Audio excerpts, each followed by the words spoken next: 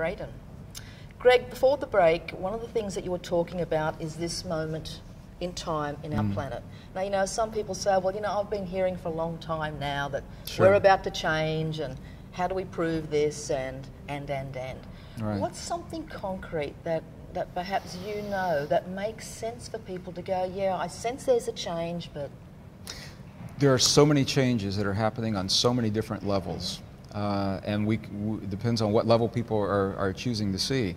Sure. If you're looking at mainstream media, the magazine Scientific American released a special publication in 2003 to bring the readership up to speed on what it is that's happening in our world, what it is that's so different. And they identified a number of scenarios that we're facing now that we've never faced with 6 billion people on the planet. Everything from abrupt climate change to, as we mentioned, the possibility of global war, new bacteria, new viruses our medicine doesn't know what to deal with, and the possibility of a pandemic sweeping the earth with all of those things.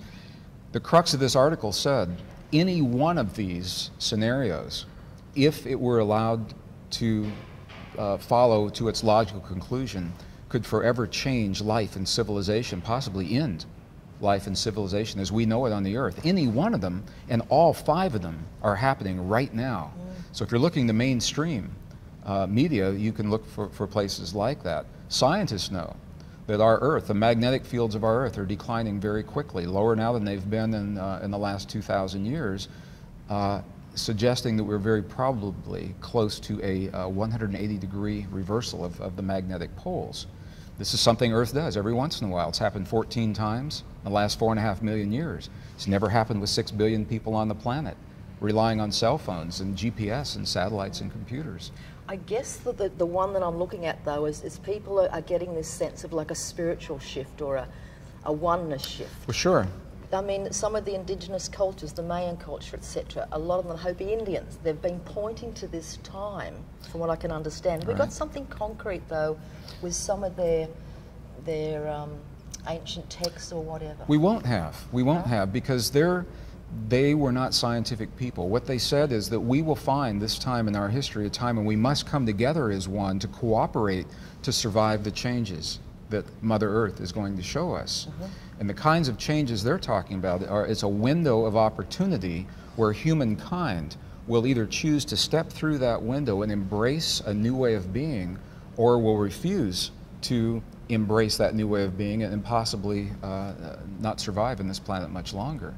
And it happens on a number of different levels. Obviously, the one that has everyone's attention now is climate. We know the climate's changing. In Australia this week, the rivers have been announced, they're dried up, there's no irrigation. That didn't sneak upon us. That's been happening for a long time. But the effect now is more abrupt than I think scientists or researchers believed it would be. A lot of controversy around how much of this climate change is due to natural causes, how much is due to human influence. And for me, that's not the right conversation to have, because the changes are happening regardless of what's causing them. We can study them another 100 years. The point is that we are now in the throes of a tremendous change on this earth. The ancients pointed to this time in history and said, get ready. You're going to have to change the way you think of yourselves to survive this time, and now science is doing precisely the same thing. Well, perhaps this is also a good time then just to kind of go back a little bit and find out a little bit about your journey. Ah, the easy questions. Ah, good. Okay. So, for example, where were you born? I was born in the United States, right in the dead central of the United States, the Midwest state called Missouri, Kansas City, Missouri. Okay. And your mom and dad? A very conservative part of the world, and my parents moved there after the Korean War, World War II and the Korean War. They moved there, and that's where they chose to raise a family. I have a younger brother. And I probably turned out very differently than they expected that I was going to. What did they expect? You know, I've always looked at the world a little differently, and in a conservative Midwestern community, that's not what parents expect from their children. I've never really embraced eating of meat, even as a child. My body simply didn't tolerate it, and I couldn't do it. And you're talking about cattle country. This is where people raise cattle and give it to you for Christmas, and when you can't participate in that, you know, you're looked at as being a little odd sometimes. But my parents divorced when I was 11 years old, and I think it was probably it was a mixed blessing. Because one of the things that happened after that was we began to move frequently, and I attended many different schools. I made new friends in every school I went to, and every one of them had a different spiritual orientation. And while I was never raised in any one religion, I became very comfortable, just as comfortable in a mosque as I am in a synagogue, as I am in a cathedral, as I am in a Native American kiva, because to me they were all different ways of doing the same thing, and that is communicating with the stuff in the world around us, in the essence of our bodies. So it actually supported me and benefited me very well, that family situation. So at what age, or was there an age for you as a young boy or a teenager where you had a sense, a purpose, a passion that started kicking in? If my mother and I just had this conversation recently, and Mom is very good for that. She said that just at 5 years old, I had a fascination with science, and she shared the journey with me. She supported me in that, so we would memorize all the names of the dinosaurs and all the kings of Egypt and all the planets in the solar system and the elements in the periodic table. And for me, it was a way, I've never made the distinction between science and spirituality. I've always believed that when we study the world around us and how those things work, ultimately we're understanding a greater power. It's just that people don't talk about it.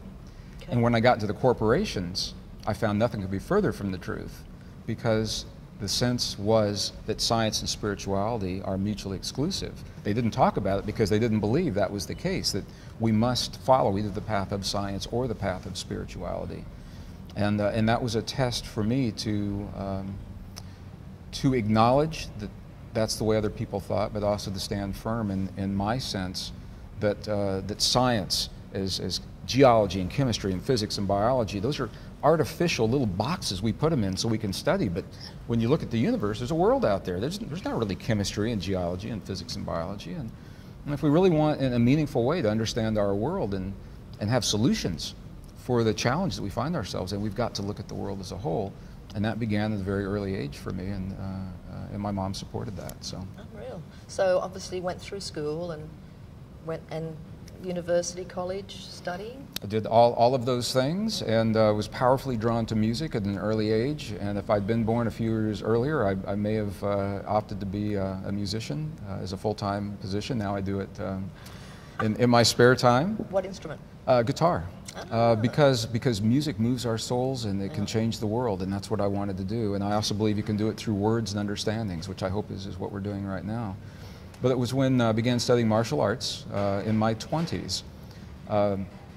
Karate, judo, different forms of karate, relatively violent martial arts, the forms that we were being taught.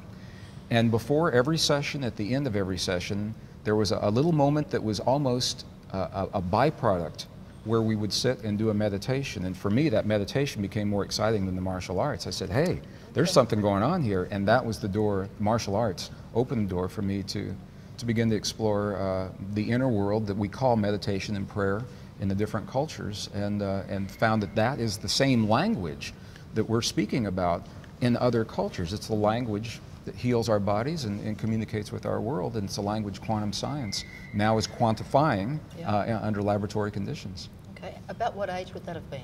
I was in my early 20s. Okay. Yeah, the Beatles had been around for a while, but Led Zeppelin was just coming out around then, so that just a little frame of reference there, a little time frame. Yeah, it's kind of showing the age a bit. We're going to take another break and be back with you soon.